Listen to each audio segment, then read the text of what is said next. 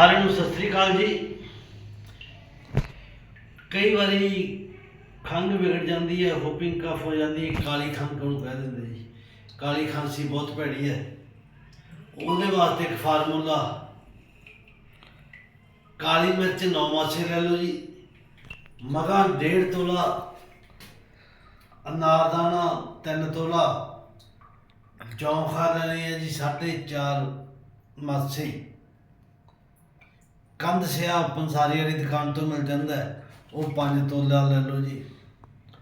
ਕੁੱਟ ਕੇ ਪੀਸ ਕੇ ਪਾਊਡਰ ਬਣਾ ਕੇ ਕਾਲੇ ਛੋਲਿਆਂ ਦੇ ਦਾਣੇ ਜਿੰਨੀ ਇਹਦੀ ਗੋਲੀ ਵੱਟ ਲਓ। ਜਿਹੜਾ ਬੰਦਾ ਕਹਿੰਦਾ ਕਾਲੀ ਖੰਘ ਹੈ, ਵਿਗੜੀ ਹੋਈ ਹੈ, ਬਹੁਤ ਪੁਰਾਣੀ ਹੈ, ਉਹ ਗੋਲੀਆਂ ਇੱਕ ਸਵੇਰੇ ਇੱਕ ਸ਼ਾਮ ਨੂੰ ਚੂਸਣੀਆਂ। ਇਹ ਪਾਣੀ ਨਾਲ ਨਹੀਂ ਲਗਾਉਣੀਆਂ, ਇਹ ਗੋਲੀ ਇੱਕ ਸਵੇਰੇ ਇੱਕ ਸ਼ਾਮ ਨੂੰ ਚੂਸ ਲਵੇ, ਬਹੁਤ ਜਲਦੀ ਠੀਕ ਹੋ ਜੂ ਕਾਲੀ ਖੰਘ ਉਹਦੀ। ਵਾਹਿਗੁਰੂ ਜੀ ਕਾ ਖਾਲਸਾ, ਵਾਹਿਗੁਰੂ ਜੀ ਕੀ ਫਤਿਹ। ਚੈਨਲ ਸਾਡਾ ਵੱਧ ਤੋਂ ਵੱਧ ਸਬਸਕ੍ਰਾਈਬ ਕਰਿਆ ਕਰੋ, ਵੱਧ ਤੋਂ ਵੱਧ ਸ਼ੇਅਰ ਕਰਿਆ ਕਰੋ, ਕਮੈਂਟ ਕਰਿਆ ਕਰੋ।